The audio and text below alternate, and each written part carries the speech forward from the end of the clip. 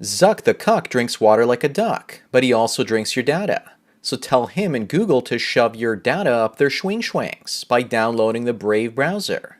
It's free, blocks online advertising, and protects your privacy and data from evil tech companies. You only see ads if you want to see them, and you get cryptocurrency for your attention. Don't let Zuck use you to make a buck. Download Brave by clicking on the link down below. Howdy, lieutenants and economists. The most volatile, evil, disgusting things on the planet, humans.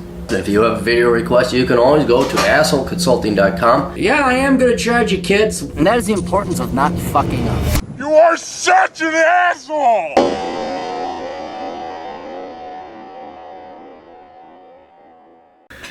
We have an actual intellectual question today. Darius writes, video request, persistence versus sunk cost fallacy. Some things you have to give it your all no matter what, as long as it takes. Some things you have to let go no matter what you invested. Sometimes it's hard to determine which is right in certain situations. Name your fee. All right, and this is important because, well, I guess we could even go more philosophical than that. If you want to do great things today, you have to build on top of the massive amount of technological, capitalistic accounting. Society has advanced so much, so many fields have been so far advanced that if you want to go beyond that, not only do you have to master all that stuff, but then you got to come up with something even more on top of it, something creative to further advance society. For example, curing disease. There's an inordinate amount of research, and now we just got to run a ton more experiments to maybe find a cure for AIDS, maybe find a cure for cancer, and stuff like that. So the daunting prospect or the paradox is there are a great many great problems, and they are going to require a great amount of investment and resources to potentially solve, and there's no guarantee that they will be solved. And so there are many instances throughout the world. It could be on microeconomic behavior, it could be in biology trying to cure diseases and cancer and the like of that, where you're faced with a daunting prospect of, I got to invest how much to make this bar go? I got to invest how much to make the, for retire? I got to do what to make this happen? And so if you want to have any kind of real success, in this particular case, I presume is going to be economic and career-like success, you're going to have to invest significant resources. Probably the most common sunk cost fallacy that pretty much everyone is facing nowadays, unless you're old, is college. Oh my God, you have to go to college, which you really don't, by the way. indemandcareer.com. Go check out Seth Hines' outfit there, or go check out Matt Tran. But the more or less the conventional argument presented to young people today is that you all have to go to college. You have to spend 4 years of your youth minimum and what, $50,000, $75,000 worth of money getting this degree. And by God, is that going to pay off?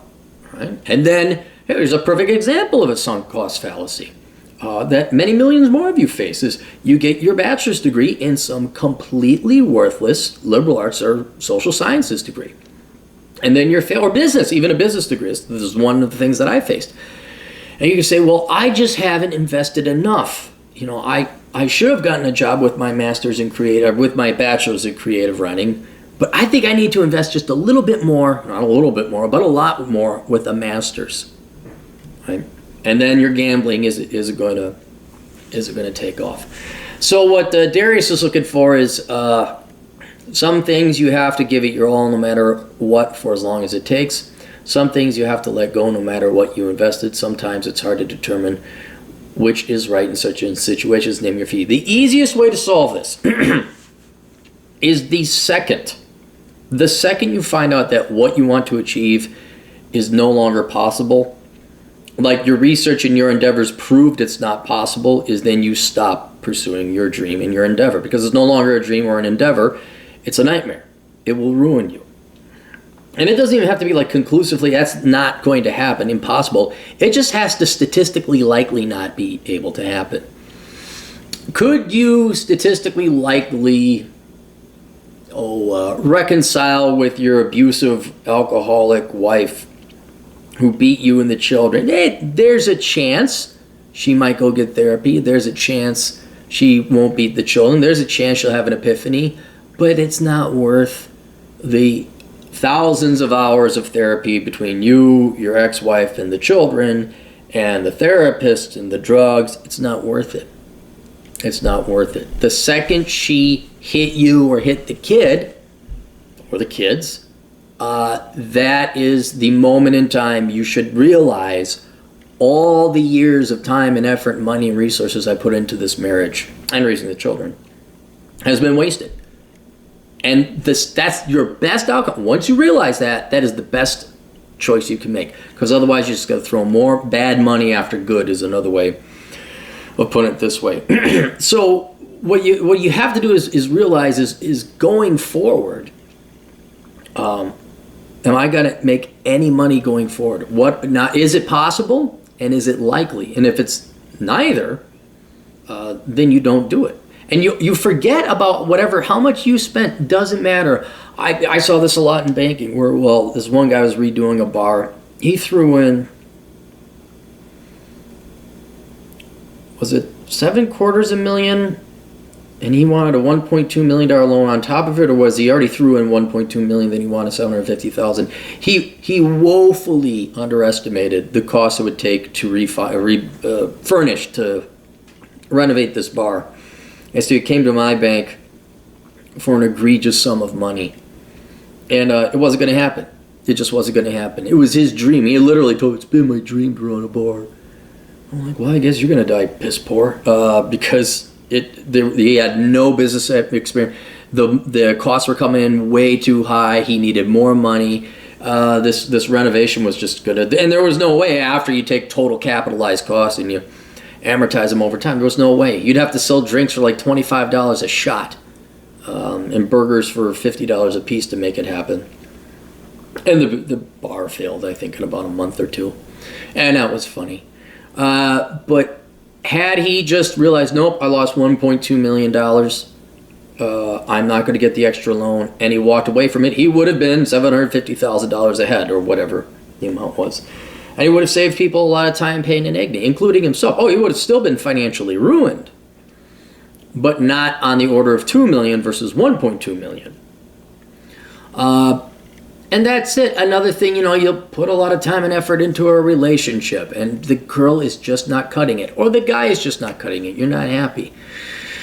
And, and that's one of those things where you got to give it your all no matter how long it takes. I don't think there's ever been a situation like that. That sounds like you're setting you up for failure. The key thing, though, is some things you have to let go no matter what you invested. That's the one I'm more going to believe in. And that's not pessimistic. That's just how it is.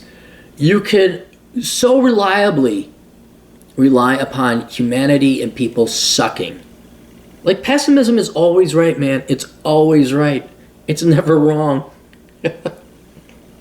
I mean, the times I've been truly shocked or happy where something genuinely good, statistically unlikely happened to me, probably could count on one, on one hand.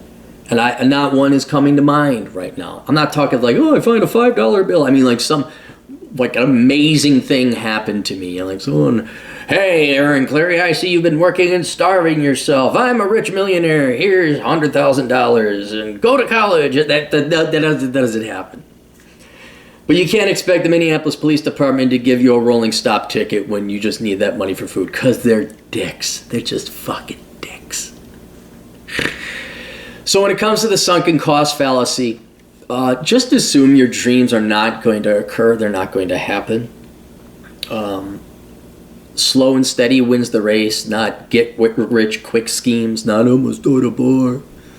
No, you're not. You're not going to be lucky with your music education degree or your music therapy degree. I don't care how many lies, they're not stories, they're lies you've heard about Tina helping out and getting a job over at the government making $52,000 a year. That's not going to happen to you, right? And you can go ahead and get pissed off about, I got to do this. I see this a lot with people majoring in business. I got to do something in business, but I got to switch from business to accounting. No.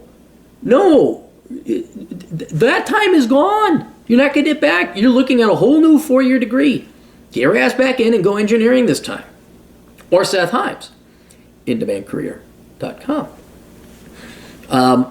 Because you don't have time to throw bad money after good. You don't have time to double down on your women's studies degree. You don't have time to well, I just need my MBA and CPA. No.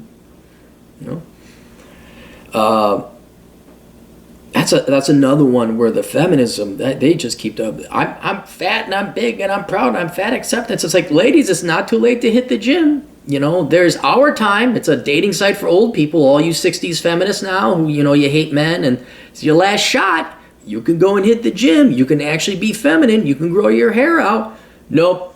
You've invested 4 decades, all of your youth, in feminism and an ideology. By God, it's got to pay off. It's got to pay off for you, doesn't it? And so you throw away the one shot at actual happiness you might have. So that's what the sad thing about the sunken cost fallacy is that usually you're investing in other people, which is 85-95% guaranteed to be a losing proposition. So just cut your losses and run. That's it. So there you go. Just be aware that the nanosecond it turns out to be not happening or very unlikely, you quit and you throw in the towel.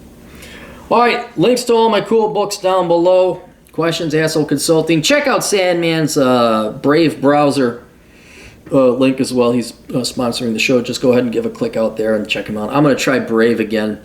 I just didn't like the layout. The layout wasn't.